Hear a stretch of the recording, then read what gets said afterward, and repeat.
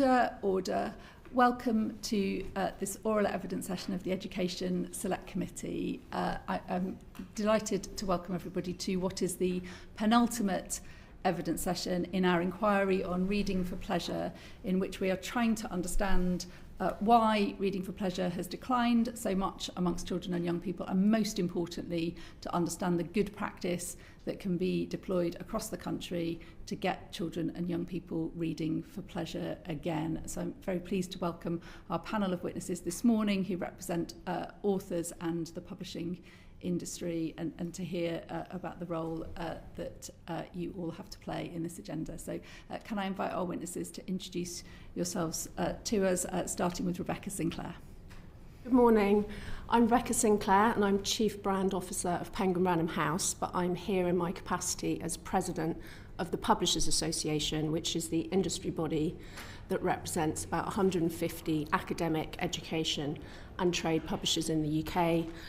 We are united by a fierce belief in the power of books and reading, and that books should be for everyone and reading should be a right for all.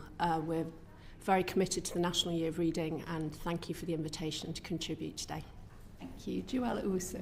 Hi, I'm Joelle Owusu. I am Editorial Director at Merky Books, which is an imprint of Penguin Random House. I've been in the role for 2 years, but I've been in publishing for almost 10 years now. And Merky Books was set up in collaboration with the rapper Stormzy to bridge the gap between young readers and adult readers. And we work with a lot of partnerships and a lot of people to just make publishing a lot more accessible. And we're known for publishing books from the global majority. Meryl Halls. Hi, thank you very much for having me. I'm Meryl Halls. I'm Managing Director of the Booksellers Association. We represent over 3,500 bookshops and book outlets across the UK and Ireland, including over 1,000 independents. Bookshops have always been part of the Reading for Pleasure infrastructure, and we see them as places where children encounter books through choice, enjoyment and discovery rather than assessment and attainment necessarily. And we feel the role is long-standing. For example, W.H. Smith helped to found the National Literacy Trust many years ago. The BA itself, with the Publishers Association, was founder member of World Book Day back in 1998. And Waterstones is the lead sponsor of the Children's Laureate. We're great to have Frank here too. So I think bookshops are already working with schools, libraries, authors, publishers and partners, and we're delighted to be here to represent them. Lovely. Thank you very much. Frank Cottrell-Boyce. And I'm Frank Cottrell-Boyce. I am, for a few more weeks, the UK Waterstones Children's Laureate, and for the last 2 years I've been sort of travelling the country looking at best practice, particularly in early years. Thank you very much. So I'll begin our questioning this morning. In your view, what are the main causes of the decline in reading for pleasure amongst children and young people? And I might start with you, Frank, and based on your experience. So I've not been focused on the causes so much as on how we can fix it, because I do think we can fix it.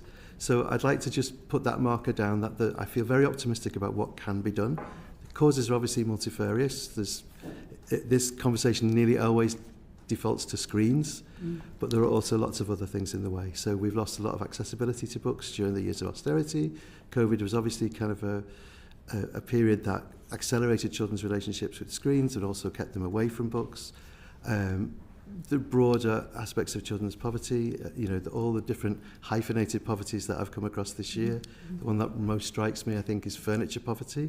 That if you're moved into social housing as a result of an emergency, they tend to be let void. So that means they are literally empty. So no child is going to have a bedtime story if they haven't got a bed. No child is going to dream that they're going to Narnia through the wardrobe if there's no wardrobe. And no child is going to feel like relate to the Little House on the Prairie or any of those like home. No child is going to think there's no place like home if their clothes are stored in a bin bag because they might have to move again.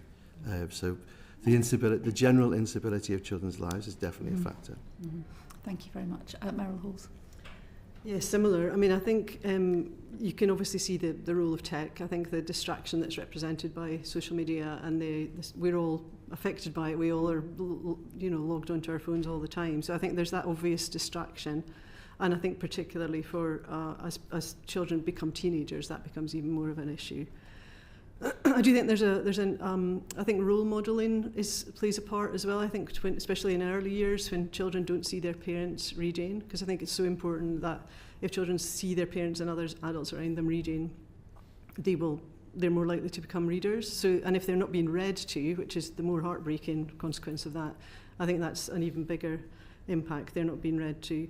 And I think there's a point at which I think the when books in schools maybe become the attainment and assessment aim and objective, that the reading for pleasure that might have existed in children starts to fall off then, because it represents something different for the children as they become older.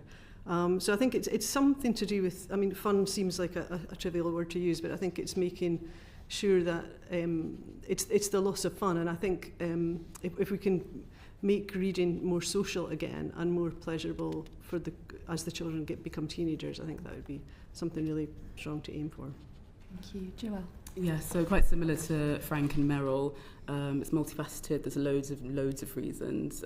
I'll touch on role models as well. There are so few role models from early years, and then encouraging them to keep reading until they leave school. We're very fortunate to have a literary champion in Stormzy who founded Merky Books, but I think starting much younger and also encouraging more parental confidence when it comes to reading in early years is super, super important. You know, there's fewer shared reading moments for 0s to 5-year-olds. Sometimes the school curriculum can be quite crowded with an overemphasis on assessments and risks framing, reading as a task rather than for pleasure, which is something that we're quite concerned about, but it's something that can definitely be reversed. Thank you. Rebecca? Yeah, I mean, I agree with everything that's been said, and just to build on it, I think there's some specific reasons, but I also think there's a sort of overarching fundamental problem, which is the story that we're telling about books and reading isn't resonating. So we focus a lot on the undeniable benefits of reading, which I know have come up in previous meetings, and we are all very familiar with those, but that is not sufficiently compelling to encourage particularly reluctant readers or parents who have challenges around reading to pick up books. So I think there's something we need to do around reclaiming the narrative around reading and making it feel less worthy, lowering the bar. And I think also we need to provide practical guidance to people on how they can create space and time to read. And then I would cite 3 specific things which are connected to what others have said. I think access, the closure of 800 public libraries is a travesty in the last decade. We really welcome the investment in primary school libraries. That's fantastic, but we need to keep that sustained and also look at secondary school provision as well, and also cost of living crisis as well. World Book Day is an incredibly important intervention, and 1 in 10 children will say that's the first book that they own. The second thing for me is around curriculum, which has been mentioned, this interface between reading for skill and reading for pleasure. And that is creating challenges for parents. A lot of the time, if they are reading with their children, is focused on the reading for skill, not the reading for pleasure, and the lack of time and space in the school day for that sort of creating a joy around reading. And then the third thing for me is time, and I'd include technology in that. Lots of people saying they don't have time to read. Technology is obviously a contributing factor, but also in lower socioeconomic groups, work shifts, busy work lives, it's very hard for people to carve out the time. So I would say it was a combination of all of those things and more. It's multifaceted. Thank you very much. Manuela? Thank you, Chair. Could you each briefly explain the role that you and or the groups that you represent play in supporting children and young people to read for pleasure? If I can start with Frank. The role that the Laureate plays? Yes, your role. Well, each Laureate is different, so it's quite different. It's quite difficult to... For me, this last year, it's been about advocating for early years. I think when these conversations about reading take place, they tend to revert to conversations about attainment and school. And for me, early years is the main thing. So if you're asking me what my role for the last 2 years has been, it's trying to shift the focus of the national conversation towards early years. I think early years are everything. Early years is when the cake is baked. Everything after that is icing or ganache maybe. And candles and helium balloons. It's all fun, but the cake is what matters. So that's been my focus, and trying to find out and highlight where good practice can support parents. Because if you're saying early years, ultimately you're talking about home. You know, whatever else you put around it, the bedrock is home. And many parents have incredibly negative experiences of reading aloud because of some of the things that Rebecca was talking about, where the business of learning to read puts you off the pleasure of reading. So we can teach them all the steps, but the important thing is that they dance. And it seems to me blindingly obvious that what you do is prioritize the pleasure before you get into the learning. This is something we do with everything else. No parent says to a child, when you've learnt the offside rule, then I'll play football with you. No parent says to a child, when you've learnt how to catch and gut a cod, then you can have a fish finger. We always put the pleasure first, and it seems simple to me that what you do is make sure that happens as early in life as possible. And therefore, what are the obstacles to that? And the obstacles are accessibility of books, but also empowering parents and people in care, who are involved in caring for early years, finding ways to empower their confidence and reverse that bad experience that many of them have had of books. So, for instance, the driver of government policy for children is always freeing up parents to do more work, spending more, putting more childcare in place. If that's your driver for children, then this is literally the very least you can do, is to make sure that the parents, the people who are in charge of those children for hours of the day, know how to bring this pleasure towards them. And the people who work in those areas are often among the lowest paid people in the country. They're also very young. I'm speaking as a granddad, that in those nurseries there are people working who have only just stopped being children themselves. And at this point in time, that means many of them have had an incredibly diminished experience of education as a whole because of the pandemic.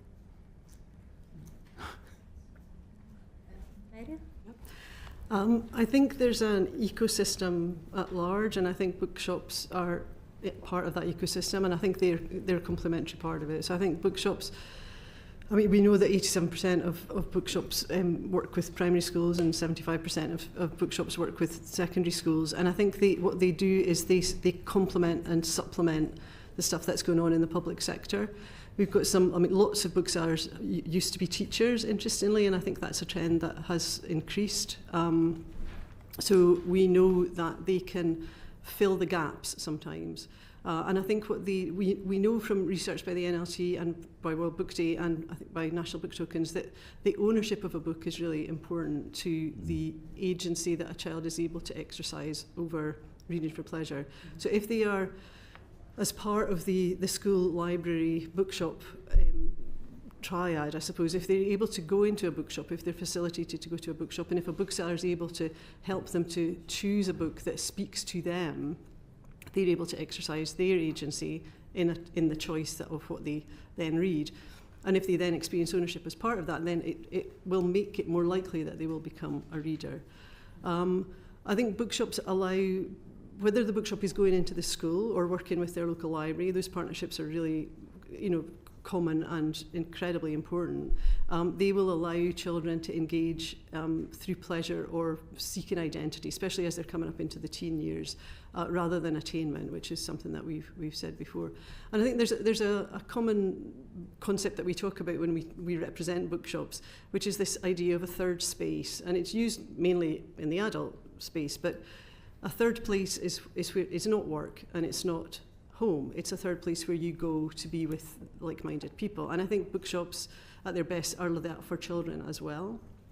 So I think children can go to a bookseller, have a conversation with a sort of non-aligned adult. They're not a teacher, they're not a parent, someone that can help them through a choice. And I think mainly bookshops they're ethical entrepreneurs. So they're in the business of selling books because they want to get people reading, and their motivation and mission is very strong. So I think taken together as part of the ecosystem, they've got a really important part to play in bringing books to children. Yes, so our mission at Penguin for the past 91 years now has been books for everyone, because a book can change anyone. And I'm in a really, really blessed, unique position at Merky Books, where our goal has always been the Penguin motto, Penguin mission, that a book can genuinely change everyone. And we like to really bridge the gap between young people who might feel disillusioned by reading. Perhaps they only read at SATs level, GCSE level, and then there's a bit of a drop-off. So although we're an adult publisher, we look at children, we look at their reading habits, we look at them because they are the future for our kinds of books. At Merky, we focus on publishing really bold and exciting, varied voices. But what I always say is that to find those writers, we have to put boots on the ground. And so myself as the editor and the imprint lead, going up and down the country genuinely to speak to children, speak to young people about what they care about. Basically, because we just need to understand from their voices and not just kind of sit in our kind of big ivory tower in our kind of London publishing bubble. We have to put boots on the ground to understand what they care about and the kind of books that can kind of represent them. We have our Merky Books New Writers Prize, which is now in its 7th year.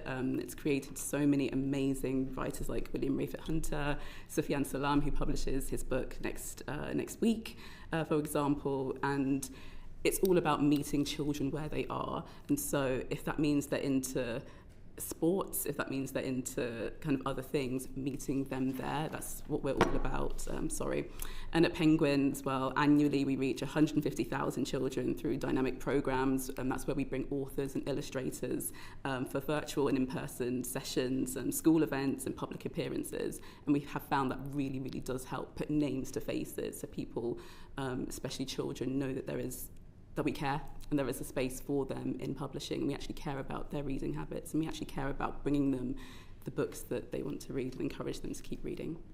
Thank you. And Rebecca? I'll talk sort of broadly about publishers. You obviously heard from Joelle about Merky and Penguin specifically. I mean, I think just a couple of general points. The first is I completely agree with Meryl. This is about collective action across the entire ecosystem, and one of the things that I think is incredibly powerful about the National Year of Reading. It is allowing us to join the dots, and we need to find a way to sustain that moving forward. So for me, it is about it's collective action across the whole ecosystem. I think the other thing I'd say is publishers are super invested in tackling this challenge, and that's both a moral and a commercial imperative for us that we build a future pipeline of readers.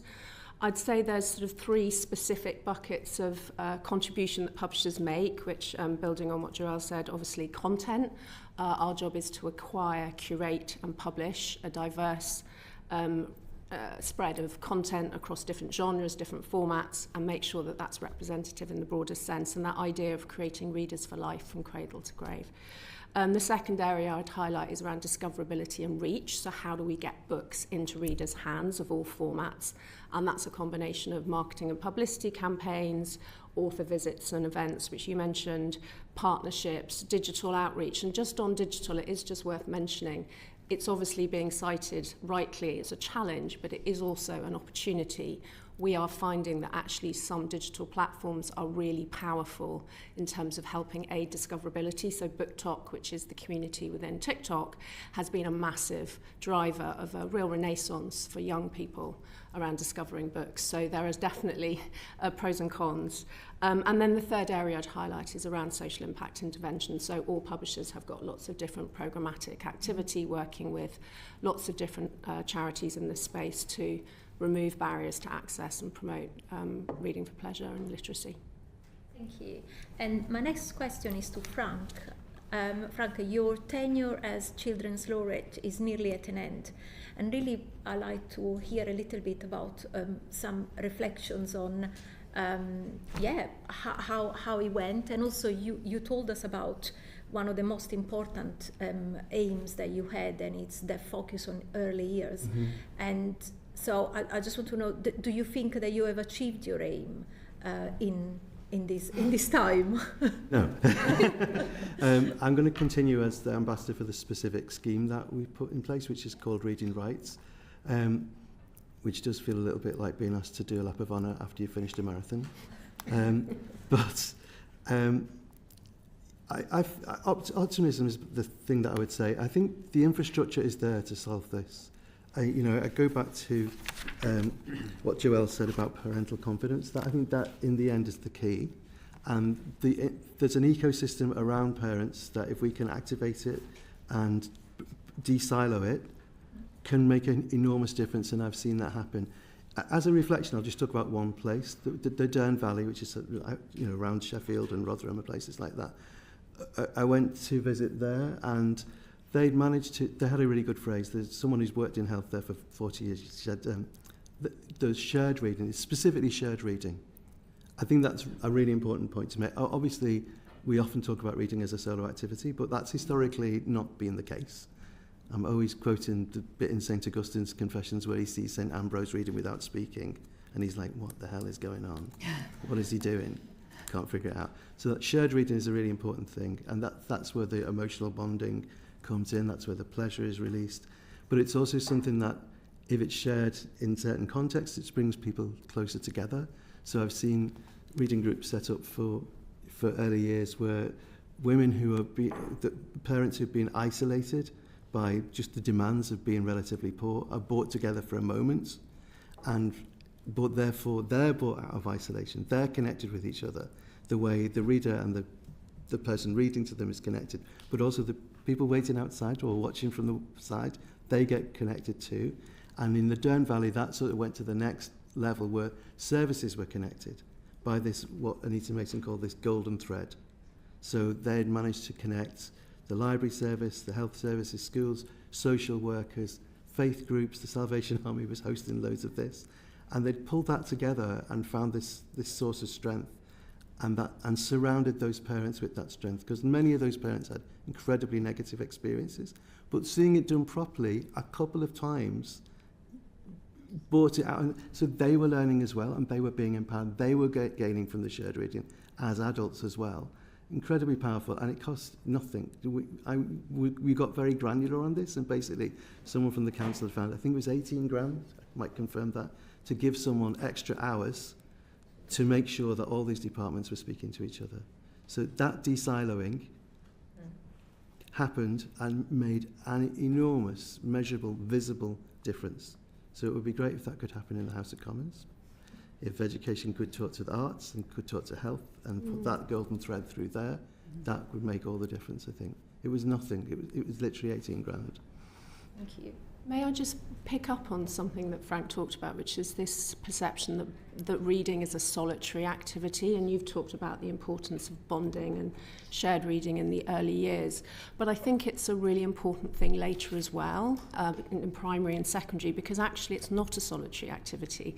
It connects you with anyone who's read the same book, or if you're in a book club, it's an incredibly connective sort of experience. And one of the things that's been really powerful in the Libraries for Primaries programme, which has put 1,700 libraries in primary schools, are these pupil librarians who they're responsible for the library, and they are the ones who recommend books to their peers.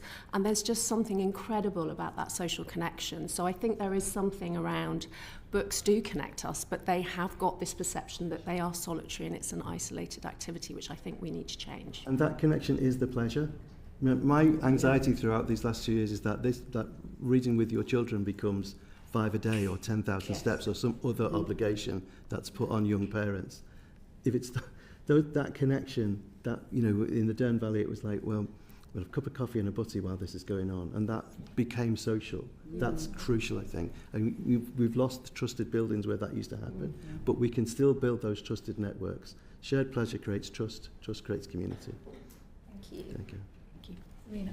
Thank you. The committee has heard evidence of the importance of diversity and representation. So what are booksellers and publishers actually doing to ensure that children have a choice of books? And I'm going to use the term that Meryl used, books that speak to them. I love that. I'll start with Rebecca. Yeah. It's a really important point, and we know from research that it's incredibly important that children see themselves reflected in books. What I would say is, as a community, publishers are really committed in that space, and actually the Publishers Association published earlier this year an inclusion pledge, which covers everything from workforce through to publishing itself, which 90 members have signed up to. So that's a real sort of commitment across the piece. I think, just before I talk about some of the things that are happening, I think it is worth saying it's just being clear on what we mean by diversity and representation, so thinking holistically about that. It's obviously, everything from ethnicity, sexuality, gender, also neurodiversity, etc. So thinking about it in a holistic way. I think the other thing to say is one of the things that we're learning, and I know you had evidence and someone had a focus on the CLPE Reflecting Realities report, which looked at ethnic minority representation in children's books characters, where there was real progress after 2020 because there was real kind of focus, and that then dropped off in sort of 23, 24, but it's now sort of lifting back up. So I think there's something for me around there needs to be really sustained focus. This is long-term patient work. And I think for me there's two things. One is how do we embed the commitment into the publishing process itself, and that is everything from thinking about who we're hiring. And for me we need to think about that right back into school. How do we go and speak to children as they're considering their GCSEs about publishing being, or writing or illustrating being an aspirational career? And I would say over the past decade there has not been a celebration of creative industries and creative subjects. So for me there is something around that, but we are doing work in that space, but we'd love support from the government. And that then feeds the pipeline, both in terms of who we hire, and that will then shape and inform who we're acquiring, who we're publishing, etc. And then Joelle's mentioned, I'm sure she'll talk more, there's a lot happening in terms of interventionist activity, so new writers' prizes, Penguin Random House, Hachette, HarperCollins, some of the big publishers have schemes to support underrepresented writers, help them find a publisher, help them nurture them through the publishing process. I think there's also something around demystifying publishing. It is a bit of an opaque industry, so how do we open the doors so that people understand what it involves and see it as an aspirational thing? So there's quite a lot of stuff happening around work placements, internship programs, and targeting specific groups. So, for example, in the publishing space, we know socioeconomic representation is a challenge in the workforce, so really focusing and doubling down on those areas. And then, of course, it's about the content and making sure that we're publishing representative, but it has to be built from the pipeline at the beginning, and that is long-term sustained work. Thank you, Rebecca. You've also addressed a question that I had for later, which is about some of the hardships faced by authors from diverse backgrounds and disadvantaged backgrounds as well. So, Joelle, if you could share your experience. Yeah, absolutely. So at Merky Books, as I mentioned before, we're known for publishing authors from the global majority. But of course, as Rebecca said, diversity is diversity of thought. It's also socio-economic background, it's ability, and it's really, really broad. And we really do take that into account. And what I always do say is that you can't have diverse books if their workforce isn't as diverse. I actually come from a geology background.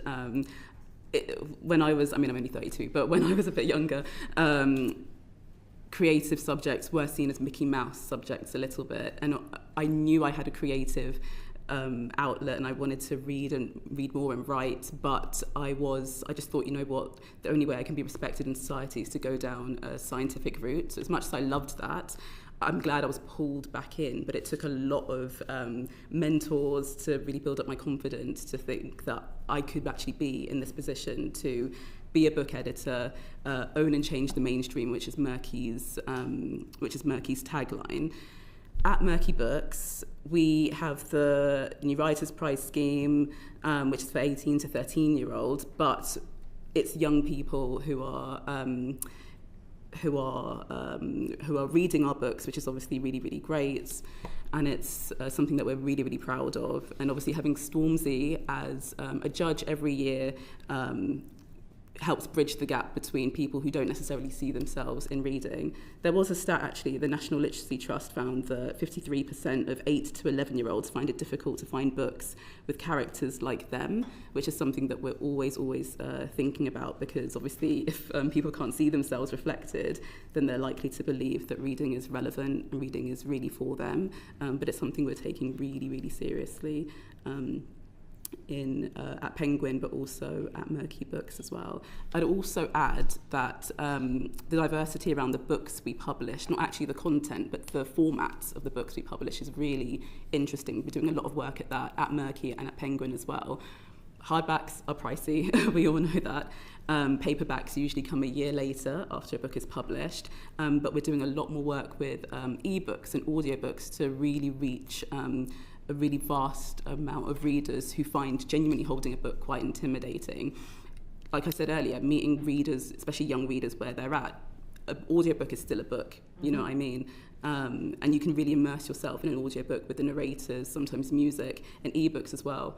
On an iPad or on a Kindle, those are really important, and we always treat each edition of a book as seriously as the print hardback, and that's a real way to open up our books to a more diverse readership. Yeah, and Joelle, just an additional question for yourself. Yes. Merky Books' New Writers' Prize aims to support young and underrepresented writers. Yes. What impact has the prize had, and are there any challenges that they face in this work? Oh, that's interesting. It's had a massive impact, actually. We started, I believe, in 2019. We had 2 joint winners, and then every year we have a new winner. The last winner was Sandy Rompoteyoke with her book Hallowed Land, but we've also had Hafsa Zayan and Will Rayford Hunter, who wrote Sunstruck, and Abacadabra, his book called Where Geezers Call Home, which is out next year. Every single one of those writers is completely different, and it's just an incredible opportunity for people who don't have an agent to just submit their work. And we only ask for 1,500 words. We're really, as Rebecca said, publishing is quite opaque. And so sometimes you need an agent. If you work at a big 5 like Penguin, you need an agent to represent you. But this kind of throws everything open, and people can just be like, you know what, why not me?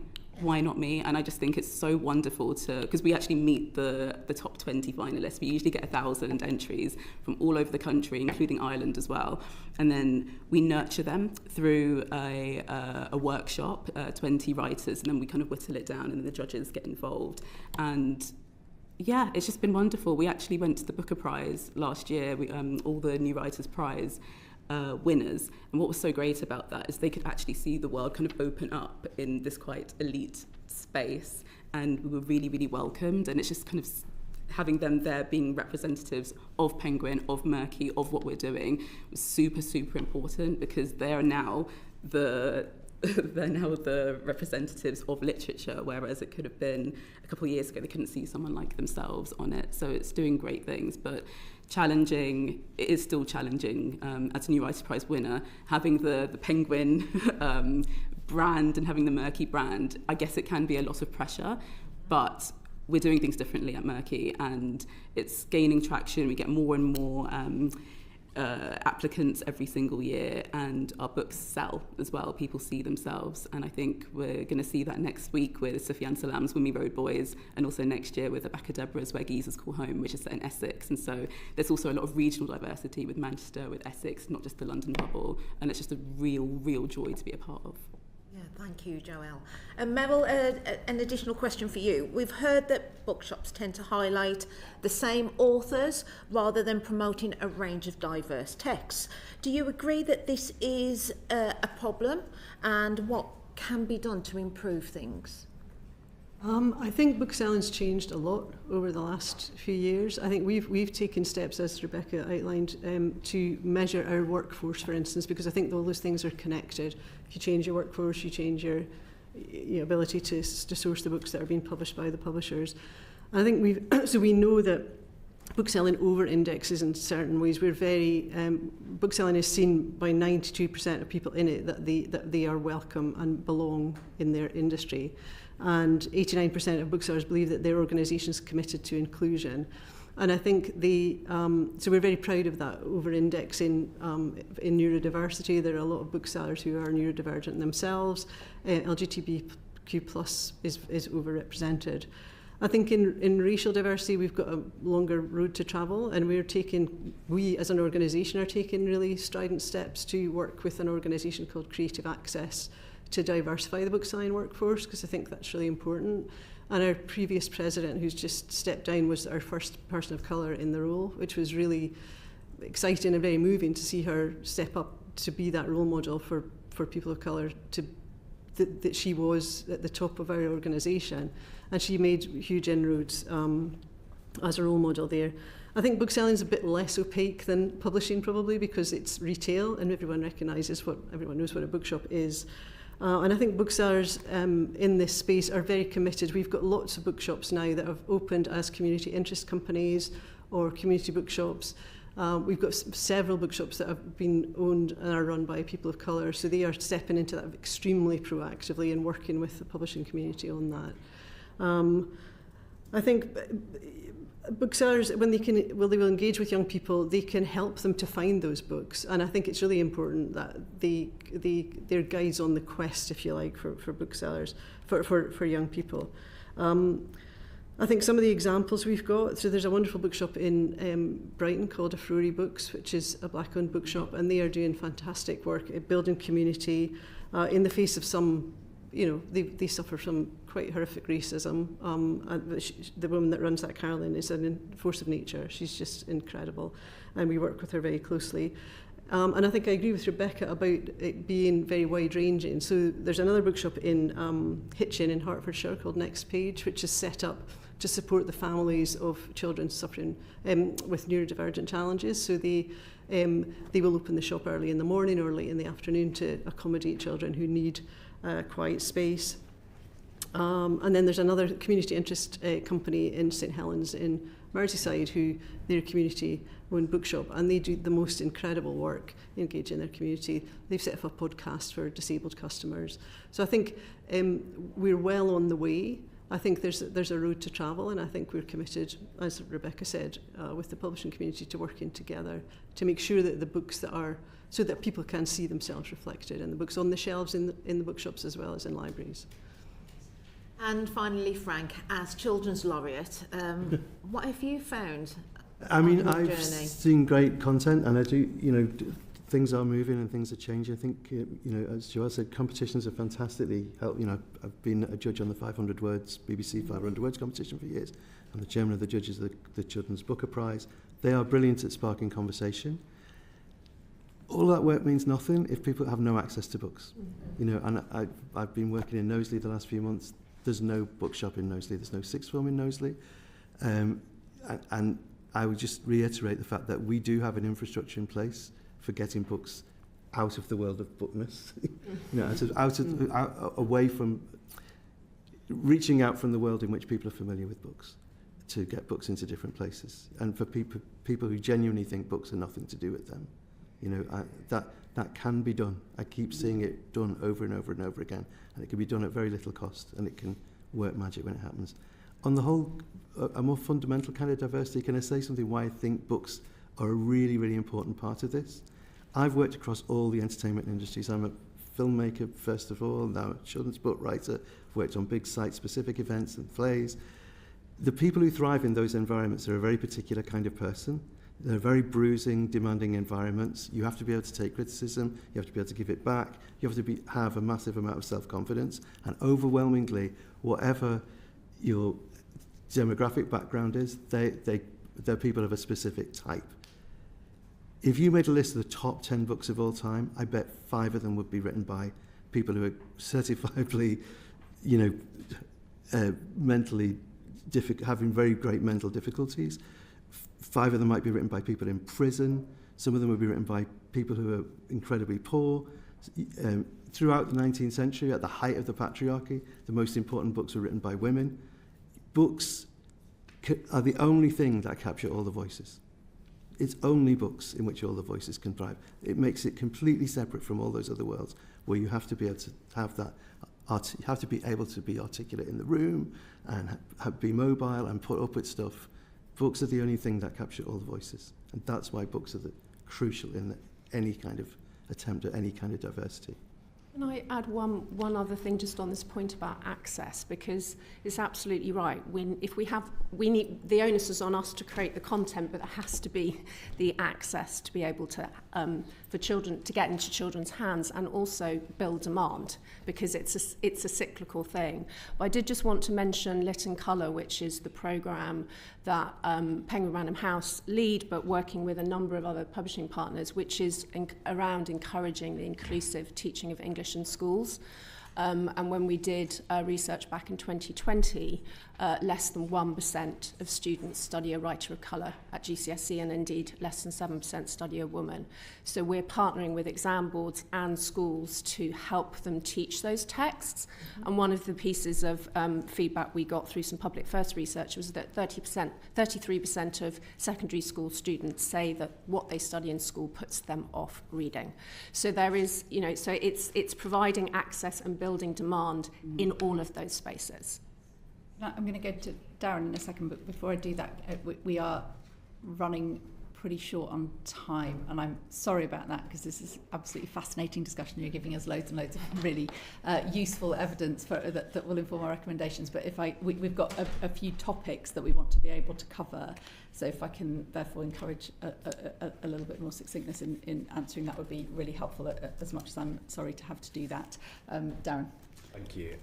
For children with special educational needs and disabilities, how can all of your organisations, authors, publishers, booksellers, support them to enjoy reading for pleasure? I mean, Meryl, you mentioned one example of a shop that opens early. Are there other things that across the piece are being done on this? Maybe start with Rebecca and anyone who's got something to add. Yes, and I'll be succinct. I mean, I think one point is just publishers are format agnostic. So while the majority of sales are print, we also have audio and ebooks. So actually those digital formats are actually really helpful for lots of children with special needs.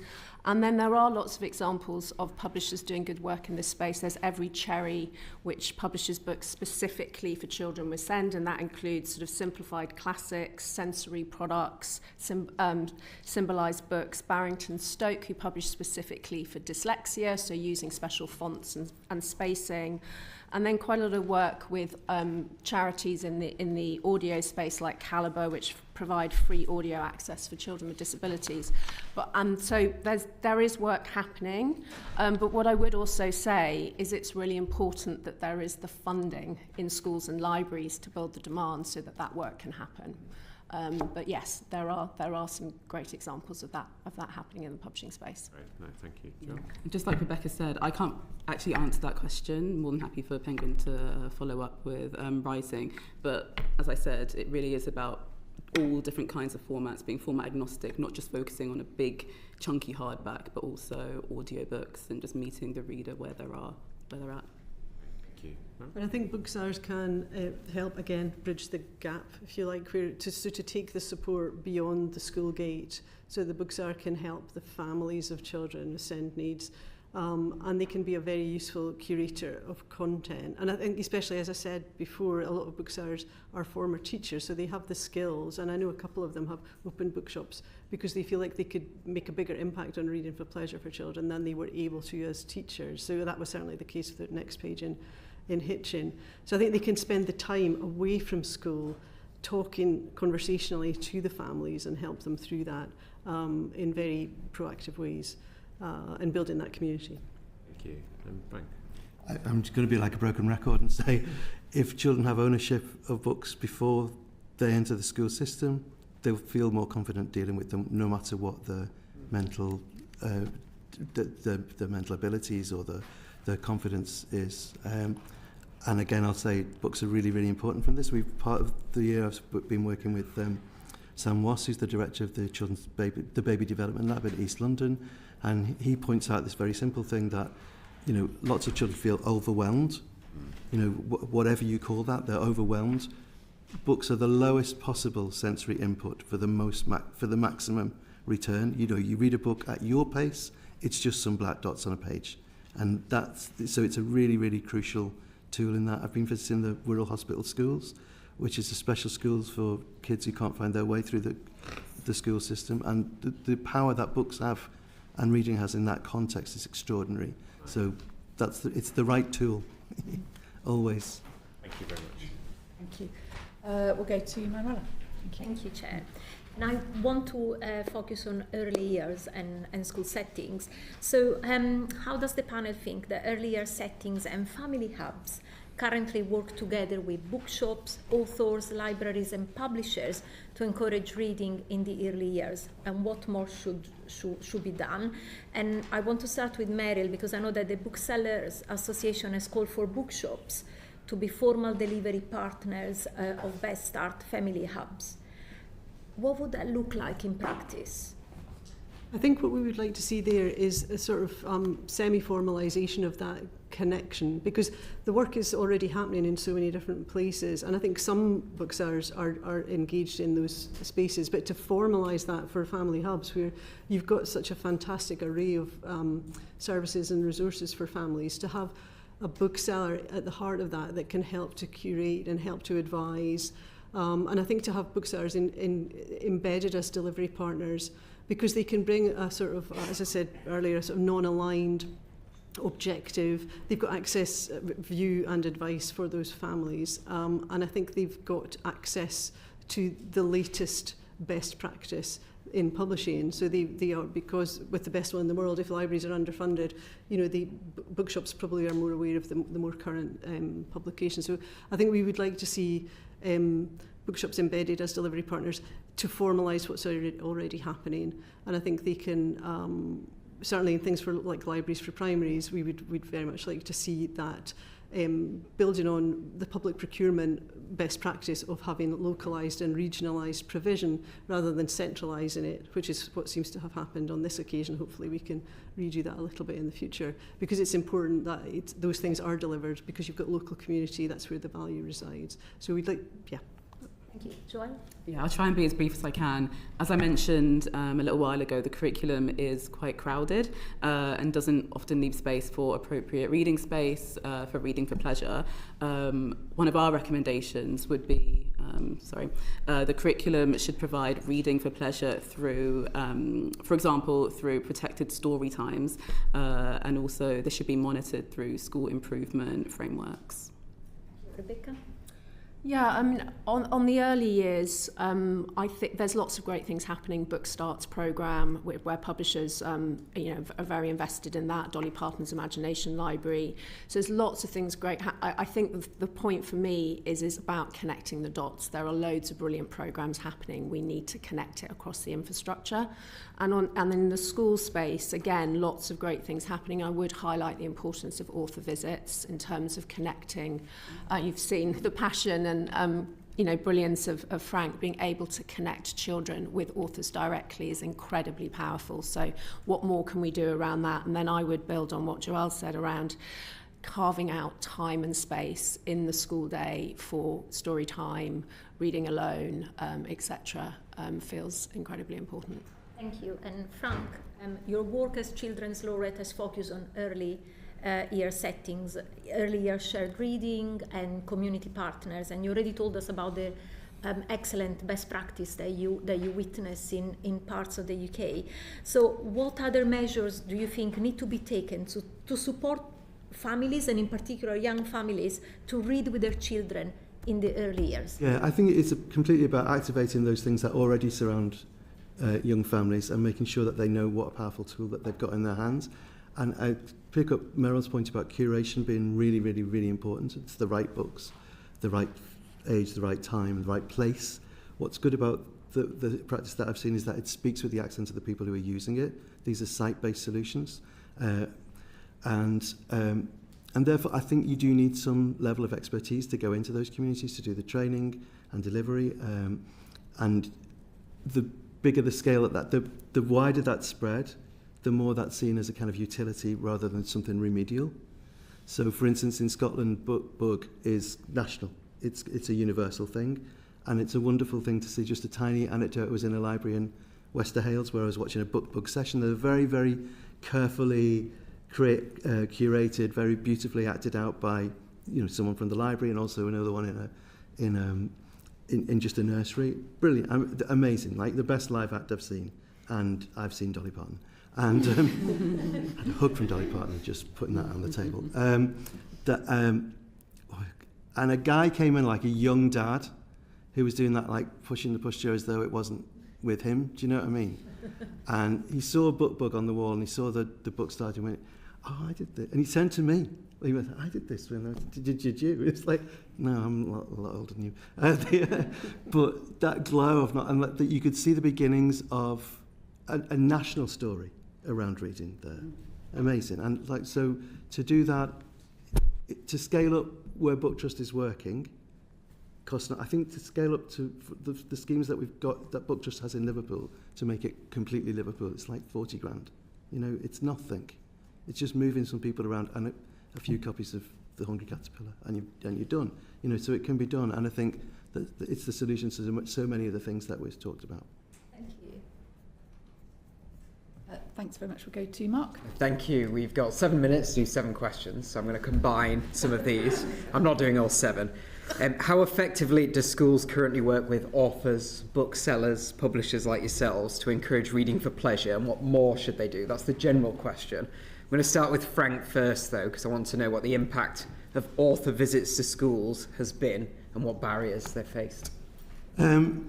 It varies so widely from school to school, and you can always tell by how you're welcomed. You know, that sometimes they've been very prepared and curated, and that can be deadening, and sometimes you turn up and it's just the most thrilling thing. I guess nearly every school visit, some kid has come up to me and told me something or given me something, and when you talk to the teacher, that's the kid who never speaks.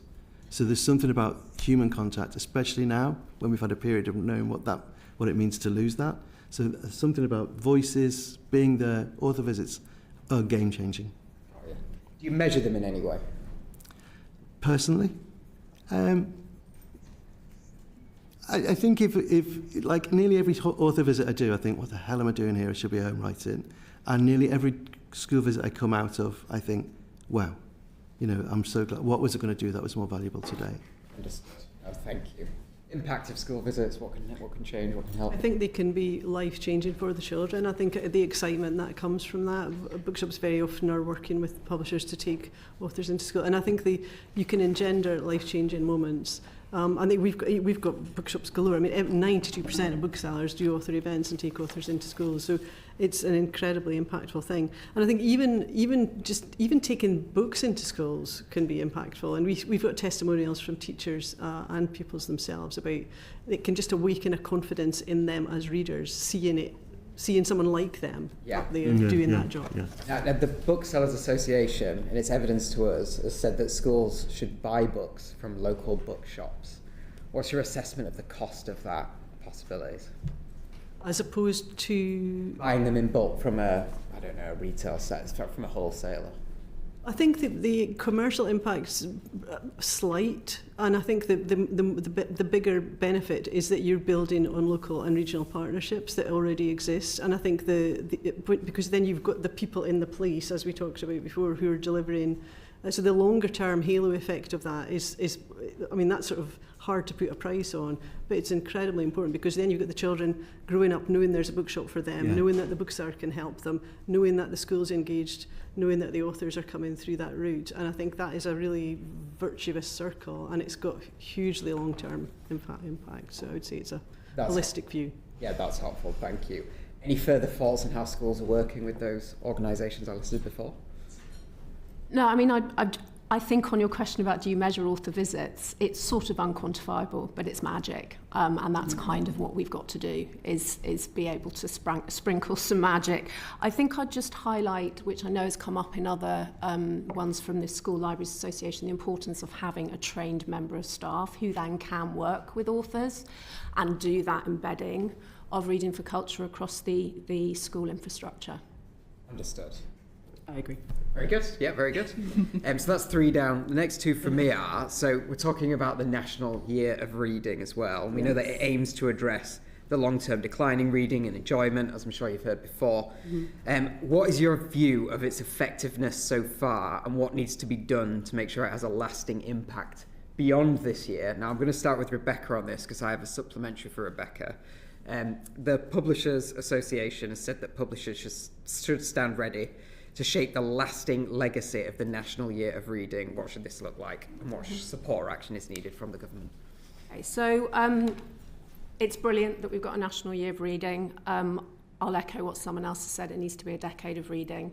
The worst thing we can do is have a 12-month burst of activity and then press stop. We're not going to have the analysis from the research back until the beginning of next year where we even know what's moving the dial. So we need to keep this sustained, and we really welcome working with government on that. So I would say that's the thing. We've got to maintain the focus, the energy and the funding, and we're really committed to working in a public-private sort of setup in that, and Libraries for Primaries is a really good example of that and being part of the solution.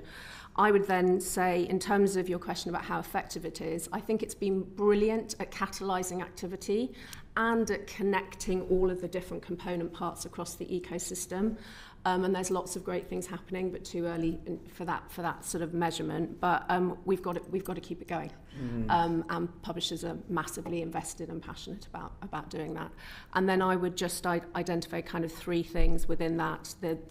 The need for sustained funding in libraries, that idea of embedding reading for pleasure in the curriculum, and something around sort of teacher training for reading for pleasure would be my things. Very good, thank you. Yep, creating a unified long-term reading for pleasure strategy spanning from key stages 1 to 5, embedding cross-sector collaboration, particularly public-private partnerships as well, and recognising the importance and the cultural significance and the value of the UK creative industries.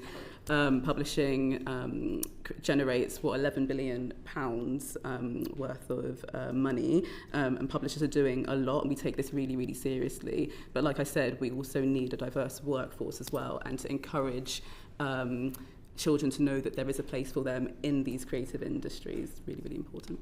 Makes sense. I think basically what Rebecca said, but I think as also what we've got is the connections that are being made across all the organisations in this space are going to lead to very good things. So for instance, with the Booksellers Association's working with the Reading Agency on the Summer Reading Challenge and getting bookshops involved in that this year as a result of the National Year of Reading collaboration.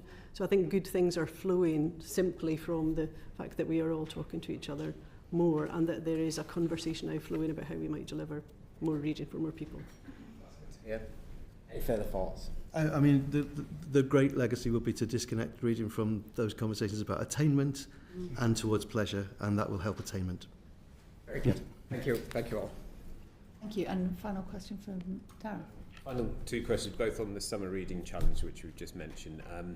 Firstly, Rebecca, the Publishers Association's called for the government to invest £1 for every child in boosting the challenge in ensuring that there's universal access. How should that money be spent?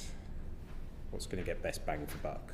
I'm probably not the best person to comment on the specifics, so I'll follow up, but really it was that idea. I think at the moment 16% of the population access to Summer Reading Challenge, so it would be then investing so that every child could participate, which would be around books and content, but probably best to follow up in writing on specifically how that should be spent.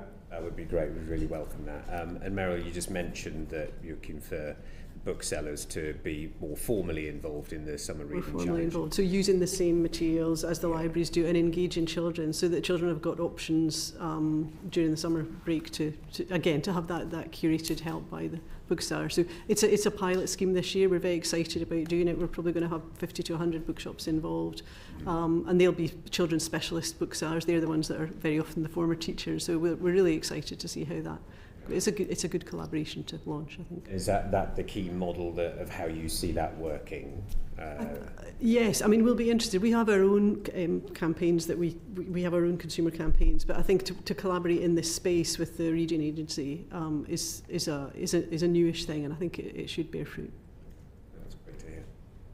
Any final comments that burning thoughts that you'd like to get across to us? Just one brief supplementary, if that's right, just for Rebecca, if that's okay. You mentioned Book Talk, which was part of TikTok.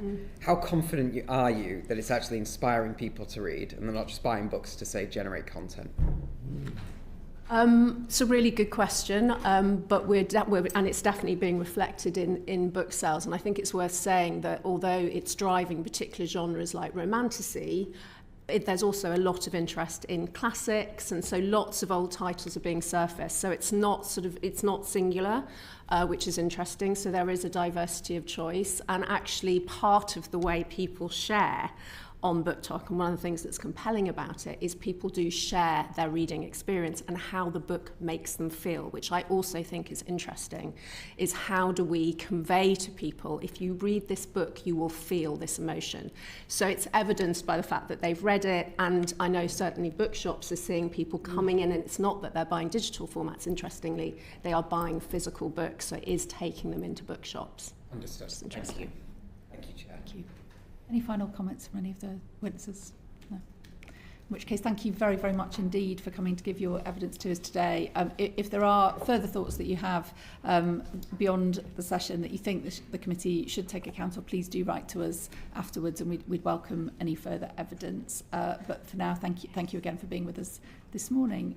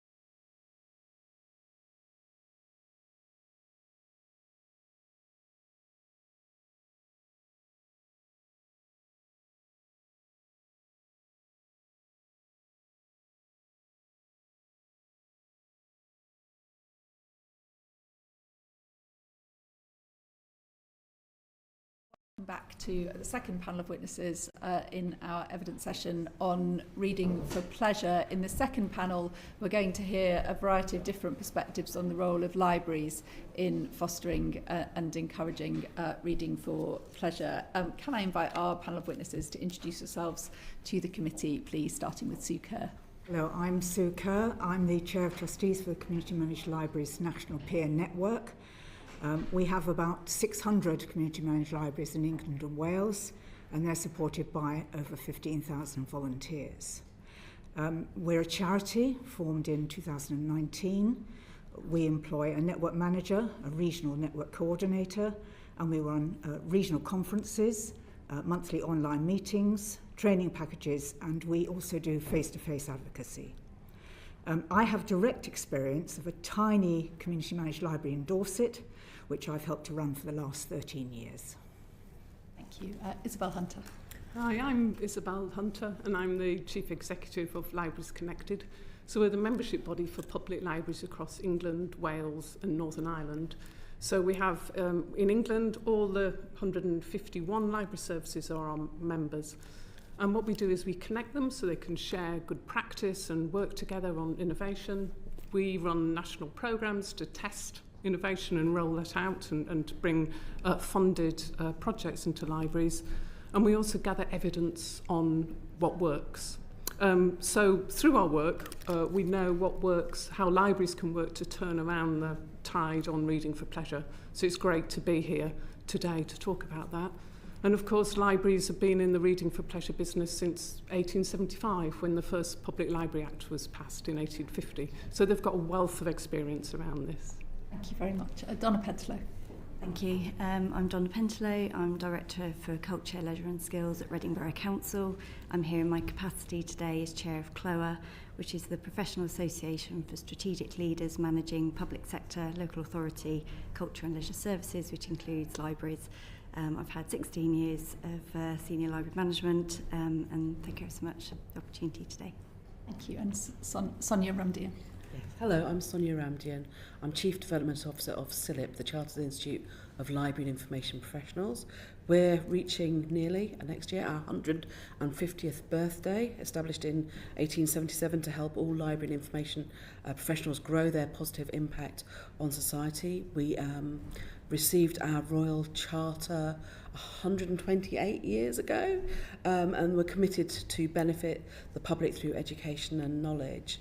As the professional bodies for those working in library information and knowledge settings, our members provide their expertise in a number of settings that touch upon reading for pleasure, so across public, school, further and higher education, health and prison settings to support reading, and in a holistic sense as a whole family activity.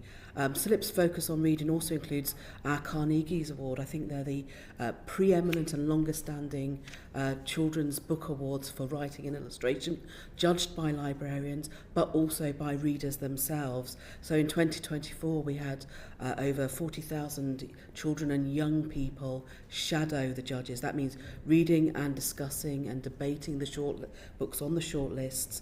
They were in over 2,000 reading groups. 82% of those shadowers were in school years 7 to 10, and I think over 78% of the shadowing groups met in library settings. Thank you very much. I'll begin our questioning.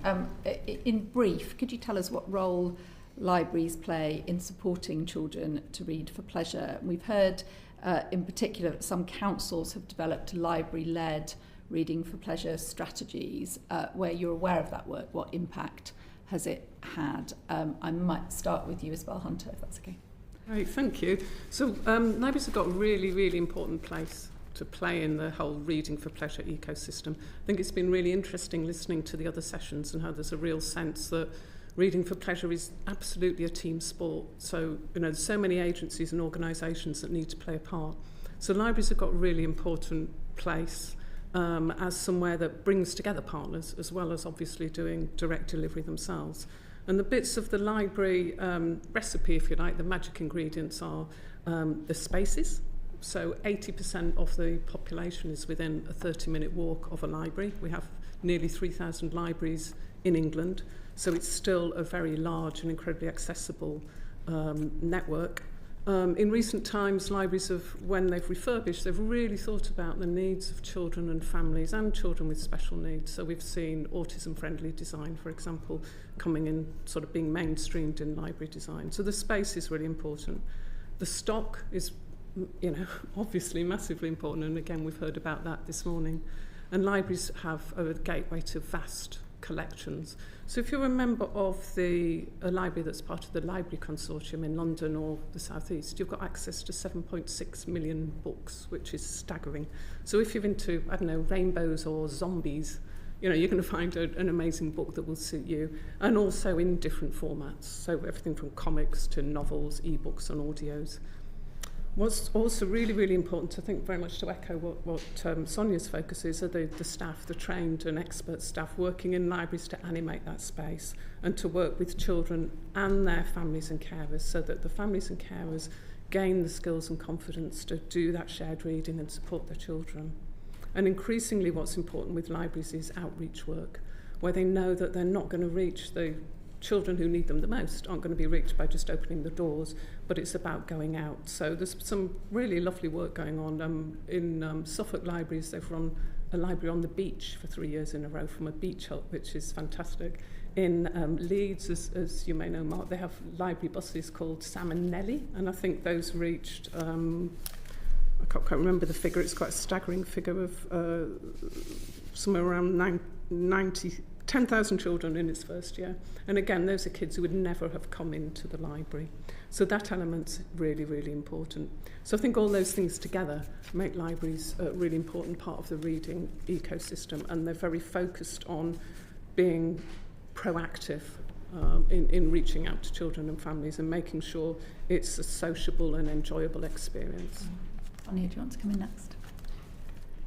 Yeah, I think just to pick up on some of the points that Isobel's raised, sort of that sense of the library as a space, and reading for pleasure is a multi-sensory experience. So it gives a space for children to feel safe and welcome, but also to have agency and explore their identities, emotions in the larger world. So it's not simply reading for pleasure. It's all those other things that reading for pleasure brings as well, and that amplification by having the skilled staff and, you know, the welcoming and engaging spaces, that the wide choice of materials and formats, but that space, the design of the space, amplifying opportunities for imagination and self-directed thought, those things that are so important and that reading for pleasure brings. And I think, you know, picking up on the experienced staff, so as a professional body, we ensure there are multiple routes to attain professionalism, display and evidence professionalism, but the trained and competent staff create that space. They engage and aid and encourage empowered choices for reading for pleasure, and also in critical thinking. You know, there is a real confidence for a child or young person to actually abandon a book because they recognise it doesn't suit them, it doesn't suit what they want to read in that moment, it doesn't suit their tastes or their choices, and they're all encouraged by those skilled staff. But also to bring reading as a personal experience, an opportunity to explore and build those tastes and enjoyments throughout life. Thank you. Sue, do you want to come next? One of the things that happens when you find that your library is going to be closed is that you have to put an enormous amount of effort in to keep it open. And that means that you've probably got volunteers who are incredibly passionate and who will want to do the very best for their community. So what that means is that you've got, if you haven't got trained staff, you'll have very, very passionate volunteers who want to bring in all of those groups who want to benefit from the library. But we also know that story times and rhyme times are things that are delivered very, very effectively in a community managed library. And I would just echo the whole safe, welcoming space, which is what we think is the most important thing that community library can provide. Thank you very much. Donna Pentelow. Thank you. I mean, libraries, that is how they're structured, that's their mandate to deliver, is about reading for pleasure. They provide free universal access, so books are free, and that, you know, that's such a unique thing for public libraries to be able to provide. We've talked about spaces, but actually those spaces are trusted, they are safe, they are designed to be welcoming and inclusive, and often they are the last public space or public sector space in high streets. They are located in communities, and the staff and volunteers that are in those library buildings, they know their communities and they know them best, and they can shape the needs of those communities in how they deliver the service, whether that is through stock and the type of book, whether it's through the additional activities that then bring people in to facilitate them taking books as well. And I think it's that combined with that professional expertise of the library staff as well, means that there is that sustained access and encouragement to read right throughout the life course. Thank you very much. I will go to... Oh, sorry. Sorry, I realised I didn't quite address your question, so I'll circle back to that. So we have seen citywide reading strategies in a number of cities, including Middlesbrough, Stoke-on-Trent, Peterborough, Manchester and Oldham. So these are cities where they were focusing on more deprived and disadvantaged areas and children who wouldn't necessarily enjoy reading or be strong readers.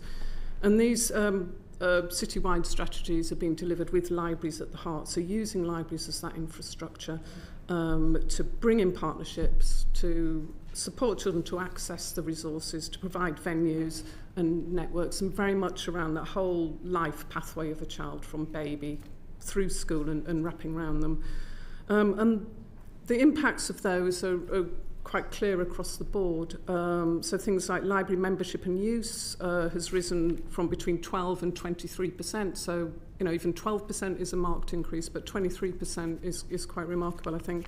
Measures around enjoyment of reading pleasure, again, 10, 11, 12% increases, again, fantastic. And also measurable impacts on things like vocabulary, literacy and school readiness, which are all important. So I think that really shows that in this country, those citywide approaches that are over extended time, that bring partnerships together, those can be really effective, and with libraries there as the glue to hold it together. And there's also a number of countries that have had national library strategies, again an extended approach over several years to really tackle this. Singapore, Finland, the Netherlands, and again very similar, libraries have been at the heart of that. In the Netherlands, public librarians go into schools as kind of reading advisors and curators to help the children in the school setting to find books they'll enjoy. In Singapore, the National Library leads the whole campaign, and they've got things like book vending machines in stations, curated reading lists. And in Finland, they've sort of restructured or rethought the libraries as community learning hubs. So it's about supporting people of all ages to enjoy reading for pleasure and really building that whole community. So I think it was, it's been really interesting to hear the previous panels and think that in this country we've got so much of the ingredients. We've got the expertise, we've got the research, we've got specialist organisations, we've got schools really focused on this, we've got libraries, but I do think that a national reading strategy coming out of National Year of Reading could really help pull that together. And if it was a strategy that set out that ambition at the national level and commitment at the national level, and was able to be tailored at the local level with some resource flowing through to make the wheels turn, I think that could make an enormous difference over the next 5 years. Thank you very much. I will go to Darren now. Thank you. Which particular groups of children are most and least likely to engage with libraries? And for those who don't engage so much, what are the barriers to those families accessing libraries, and what can we do to kind of reduce those? Maybe if I start with Donna and then we'll go around the line. Thank you. I think there are, in terms of the groups of children and young people that are least likely, so we know, for example, children in care or children, particularly children in care, we know they don't access because they travel around more than we would like, particularly as well from less affluent areas, children whose perhaps parents are less likely to read. We heard at the previous panel a lot around role modelling. I think that is really important. If children don't see adults role modelling reading for pleasure, then it's just not become a learned behaviour. I think there is time is squeezed. We all know that in our own personal experience, time is squeezed. So that is equally applicable to children and young people as well.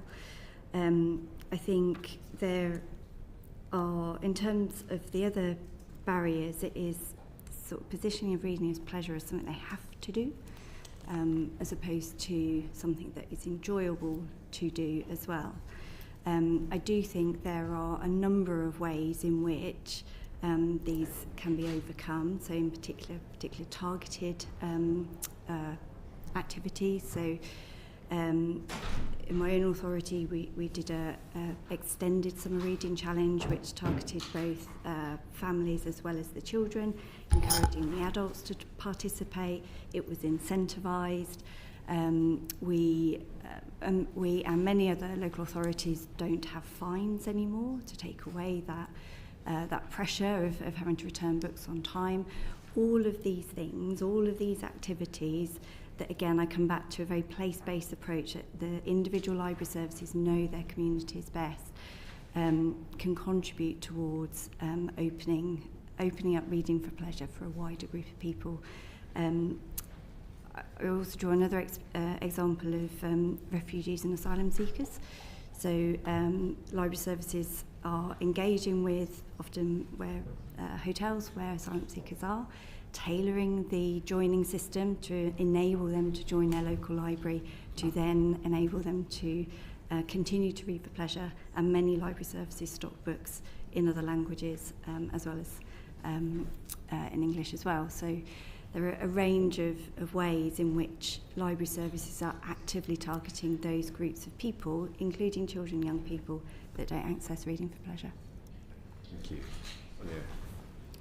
I'm not going to repeat what Donna has very well articulated, but there is that sense about actually what are the barriers and sort of what does that stop someone even thinking about reading for pleasure?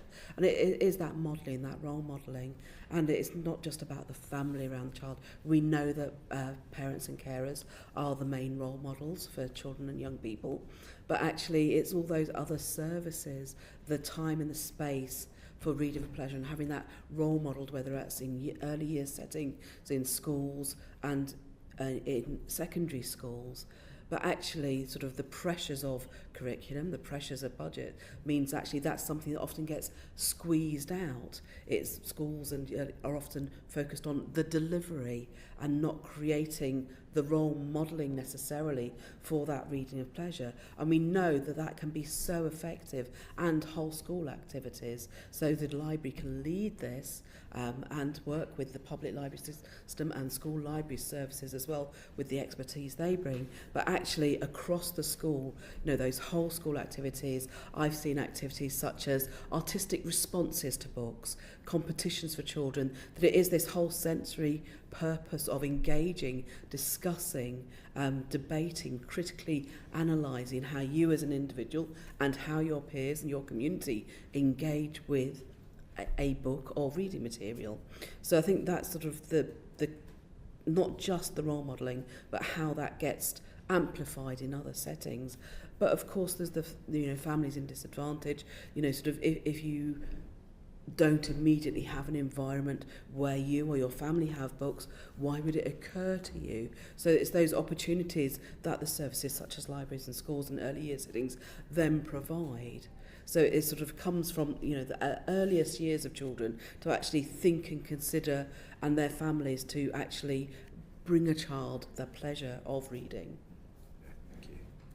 I might just add that there may not be spaces for neurodiverse children in some libraries, which is maybe a difficulty.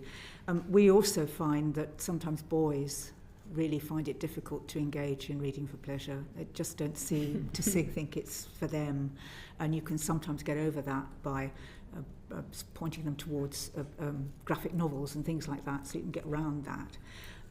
But I'd also just add that there is still sometimes amongst parents a desire to keep quiet in the library and to tell their children to keep quiet in the library, which is something that we try and tell them not to do. But it is nevertheless, I think, Isobel's laughing. She's obviously had the same experience as we have. You go into a library and the parents are all going shh, and we're saying, no, it's a noisy library. Yeah. Thank you, Isobel. Yes, I think public libraries are really focused on the barriers and how do they support the children that need them the most. It's a real conundrum.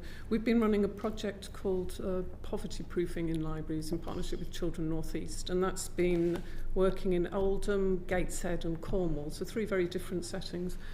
And that's been trying to get some evidence around what are the barriers. So the project has involved talking to parents who are experiencing poverty, parents and children, to look at the barriers. And to be honest, none of it's rocket science, it's all the things that we know, but it's really good to see it set out clearly. So it's things like families worried there might be spend, so might there be fines, do they have to pay to join the library? A lot of people don't know it's totally free, and you can borrow it for free, and there usually aren't fines for children. Nobody's going to sell you anything. How do you make sure if there is a cafe, again, the family doesn't feel they've got to buy it, but is there a space where they can go and eat their own food, or is there food provided? Travel, that can be prohibitively expensive for many families. And then also awareness. They don't know that the library's there for them. And I think the awareness thing is something that comes back again and again. Again, some recent research by DCMS into non-library users, awareness was a really big factor. So I think it brings us back to the need for libraries to do outreach, and do it in imaginative ways, like, on the beach or on the bus, or Barnsley's inflatable story shell. That sounds extraordinary. That's got 7 continents and 7 animals inside, and that's attracted 18,000 children by being out there in parks and in the street. So the outreach is really, really important, to go out and make that human contact with families who, quite frankly, might be scared. And if you're a family who's only ever had very negative experiences of school, of the council, of social workers, then you need that friendly face to invite you in, so that you don't feel scared. It can be scary entering a big formal building, the library. And then I think in terms of thinking through the needs of the different types of needs of children, again, there's been a lot of work in recent years around understanding the needs of children with autism and related issues. So autism friendly design is quite well embedded. A lot of libraries now have things like little films you can watch to orientate yourself to a library before you come in. And that's been funded through Arts Council funding largely. Also the book stock and selection, making really big use of Autism Awareness Week or whatever the week or day is. Libraries often structure campaigns around that where they make sure they've got activities to suit that. They're working with partner charities and agencies, so making the most of that to give that strong message that we're out there. And also close ongoing work with specialist charities, including Share the Vision, that's a charity that focuses on supporting libraries around people with sight impairment and sight loss, so that they can still enjoy the library. So Share the Vision is one of our partners, and they provide libraries with training, with access to resources, with good practice, and again with a big yearly promotional campaign so they can reach the children. So I think for libraries really do want to reach people who aren't using them. It's almost, it's exciting when new people come in and use the library, but they know it's got to be proactive, it's got to be multi-stranded, and it's got to have thought about from the user's point of view, what's stopping me get here? How can the library break that down?